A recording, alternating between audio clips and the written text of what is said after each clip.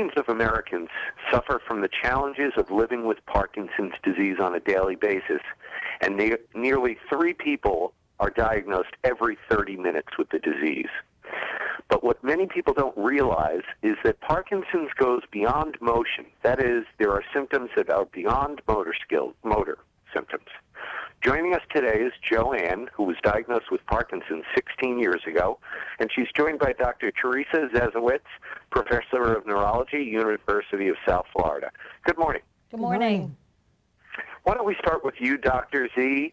Tell me a little bit about Parkinson's disease. What do we know about the disease? What are some of the symptoms, the obvious ones, and then maybe some of the non-obvious ones? Okay, so Parkinson's disease is a neurodegenerative disease that's caused by a deficiency of dopamine in the brain, and dopamine is a neurotransmitter. And 70% of patients will present to a physician with tremor, but also slowness and stiffness and balance issues. But they also may have non-motor symptoms, such as sleep problems, fatigue, problems with thinking, pain, issues with constipation, and these may happen quite early in the disease as well.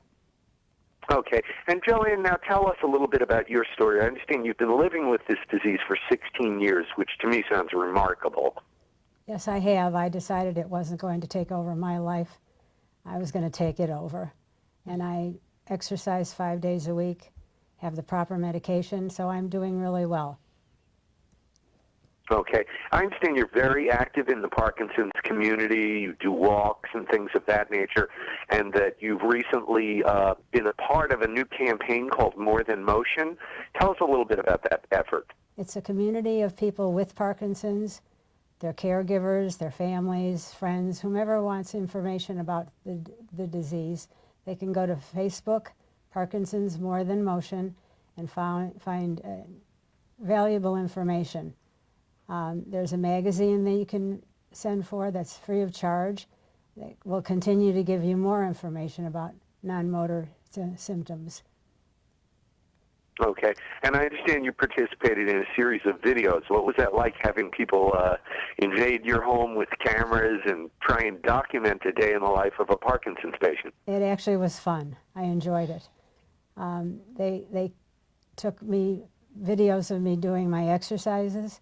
Just a reminder about some of these non-motor symptoms. What should people look for? Well, they should be aware of issues with sleep, both insomnia and excessive daytime somnolence, so patients who are really sleepy during the day, as well as fatigue, memory issues, pain, sensory problems, dizziness, and problems with the gut, such as constipation. Okay, well then, thank you both for joining us. It was very educational, and again, that's Facebook, Parkinson's More Than Motion. Thank you both. You're welcome. Thank you.